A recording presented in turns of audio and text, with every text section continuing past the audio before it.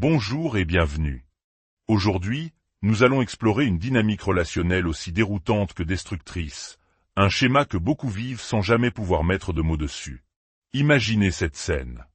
Vous êtes dans une relation, peut-être avec un partenaire narcissique, et vous essayez de communiquer un souhait simple. Vous y mettez toutes les formes, vous marchez sur des œufs pour ne pas le ou la contrarier. Vous pourriez dire quelque chose comme « Chérie, j'adorerais que nous puissions dîner avec ma sœur et son mari pendant qu'ils sont en ville. Ils nous ont manqué les dernières fois et ils voulaient nous inviter dans ce nouveau restaurant que tu aimes bien. Je sais que ta semaine a été très chargée et que tu as des choses à faire samedi, mais ce ne serait que dans la soirée. » Vous avez préparé le terrain, adouci les angles, présenté le contexte. Tout cela pour éviter une réaction négative. Et pourtant, la réponse tombe, tranchante et injuste. « Oh, s'il te plaît. » L'idée même d'écouter ton beau-frère se vanter de sa nouvelle entreprise me fatigue d'avance. Et puis, avouons-le, tu n'apprécies même pas tant que ça ta sœur. Tu sais à quel point j'ai travaillé dur, et bien sûr, tu vas encore réussir à me faire passer pour le méchant qui ne veut jamais voir ta famille.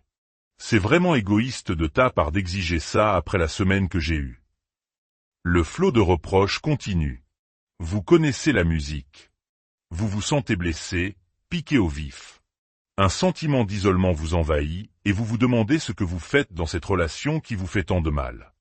Puis, le vendredi arrive. Et là, retournement de situation complet. Votre partenaire se tourne vers vous, souriant, et dit « Tu sais quoi, chérie ? Ma semaine s'est finalement bien terminée. Un contrat a été signé. C'est une bonne idée. Allons dîner avec ta sœur. Je sais qu'elle compte beaucoup pour toi, et j'ai vraiment envie d'essayer ce restaurant. Ça va être sympa. » Sur le moment, beaucoup de gens seraient simplement heureux. Soulagés. Vous pourriez même penser que c'est une preuve d'empathie de sa part. Des phrases comme « Je sais qu'elle compte beaucoup pour toi » résonnent comme une prise de conscience. Vous pourriez être euphorique, et même vous en vouloir d'avoir douté de votre partenaire, de vous être imaginé une vie sans lui ou elle. Vous vous dites « Tu vois, il ou elle comprend ce qui est important pour moi. » Mais attention, plus ce cycle se répète, moins il vous rendra heureux. Car ce que vous venez de vivre n'est pas un simple changement d'avis. C'est une tactique de pouvoir. Les personnalités narcissiques commencent souvent par vous imposer une déception, un refus brutal. C'est une manière de vous montrer qui est le chef, qui contrôle la situation. Ils établissent la hiérarchie. Puis, une fois que vous vous êtes résigné, une fois que vous avez intégré la déception, ils font marche arrière. Ils se positionnent alors en être magnanimes et généreux. D'accord, je suis si gentil, tu peux avoir ce que tu veux. Ils vous font croire qu'ils vous accordent une faveur immense, alors que tout ce que vous demandiez était une chose parfaitement normale et saine. Passer un moment avec des gens qui vous sont chers. Ce va-et-vient constant, qui peut concerner les choses les plus banales du quotidien, est une dynamique que l'on pourrait appeler le cycle du persécuteur-sauveur. Le mot « persécuteur » peut sembler fort, mais cette usure psychologique est bien réelle. On s'habitue à ces montagnes russes de déception et de rédemption. Parfois, la situation est encore plus angoissante. L'enjeu n'est pas d'obtenir quelque chose, mais de ne pas perdre quelque chose. Imaginez que votre partenaire annule soudainement des vacances que vous planifiez depuis des mois.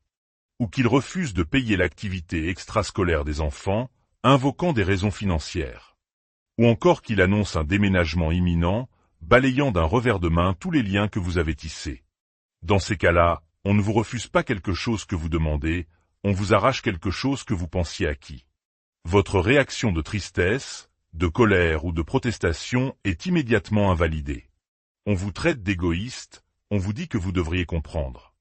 Vous êtes dévasté, vous passez par toutes les étapes du deuil.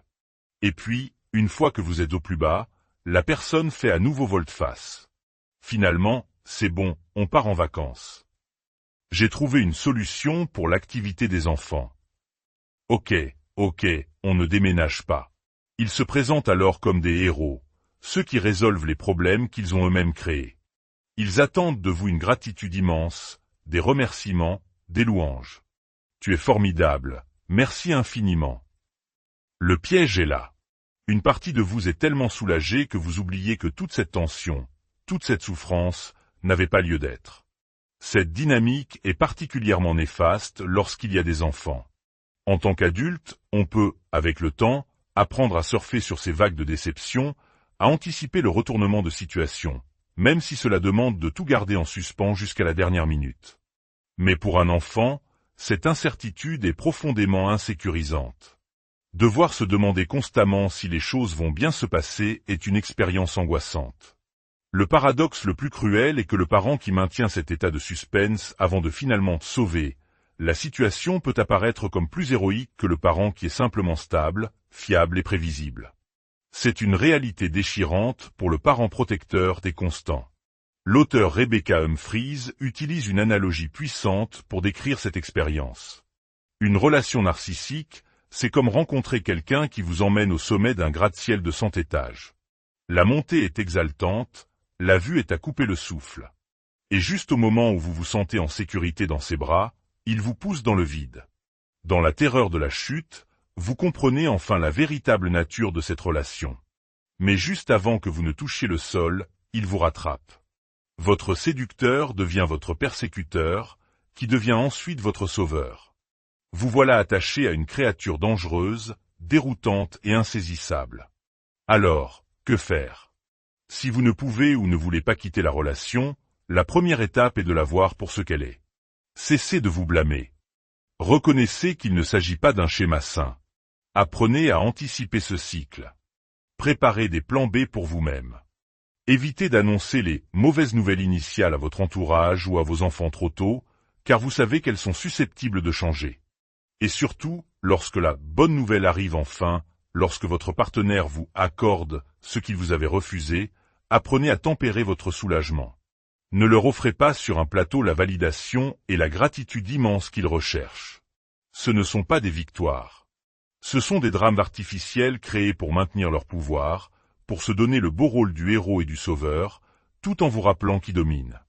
Vous ne pouvez peut-être pas dénoncer leur jeu ouvertement, mais vous pouvez le voir. En refusant de leur donner la réaction exubérante qu'ils attendent, vous commencez à reprendre une partie de votre intégrité.